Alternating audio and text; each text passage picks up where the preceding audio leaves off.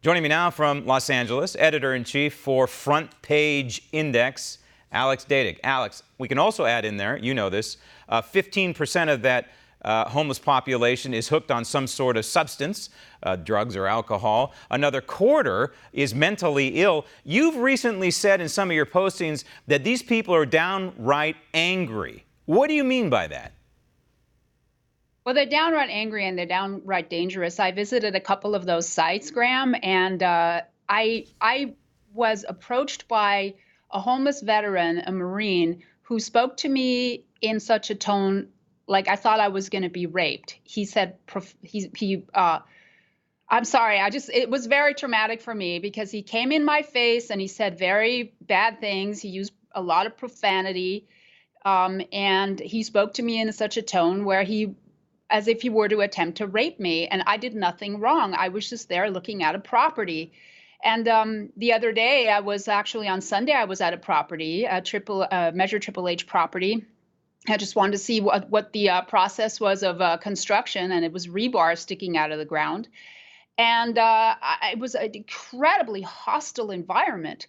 So dealing with this homeless population is going to be a lose-lose situation for this administration.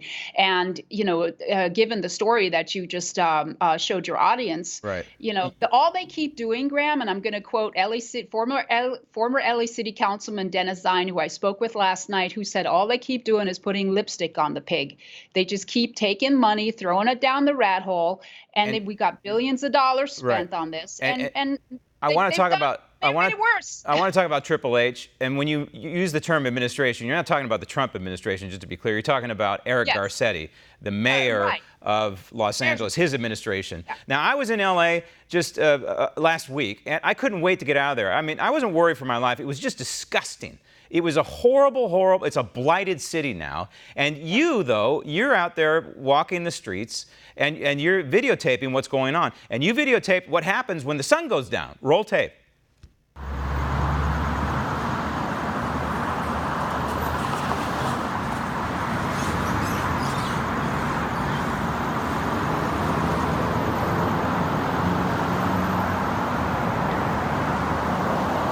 All right, you could also hear the chirping, in case that wasn't clear on television. Those are the rats making their little squeal noises. And this is a regular occurrence. It's part of the pestilence. It's part of the fallout of a city that's in decline. And when you talk about Measure Triple H, this is a bond measure ostensibly designed to build housing for the homeless. But what do we have in reality? Actually was sold to the voters as something that would provide housing for the homeless, transitional housing and supportive housing for the homeless, but also would provide wraparound services, which is completely and totally misleading and was a bait and switch on the public that voted for this measure. $1.2 billion. In 2016, all they've got left is $100 million. And I should also mention, Graham, that video with the rats is on city property. The rats are in the bushes behind the bus stop for the 206 Metro Green Line, where people are taking public transportation and are exposed to rat droppings and rat urine. And as you know, flea-borne typhus is carried by rats. Okay, all right. You're right. I mean, it's an environmental disaster. And you also posted a picture. I want to show that real quick. You posted a picture of the Triple H bond money at work. It was a project that was started, 2-3 years ago? And this is what you got so far. You got a little bit of concrete, you got a little bit of rebar. I'm sure there are builders across the country watching this just shaking their head. Where has the money gone?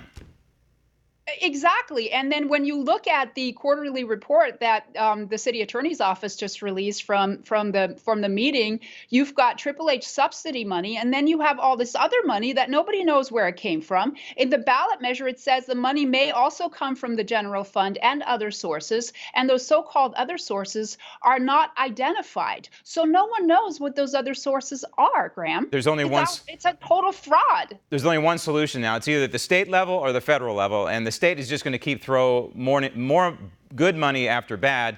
The other option is the federal government declaring a disaster area, because that's effectively what it is. It is a war zone up there. And consider this. Los Angeles is supposed to be the host city of the 2028 Olympic Games, which ain't that far away. Alex, thanks. Want to see more videos like this? Click on the link below and subscribe to One America News on YouTube, and call your cable provider and kindly demand that One America News is added to your lineup. Call and subscribe today.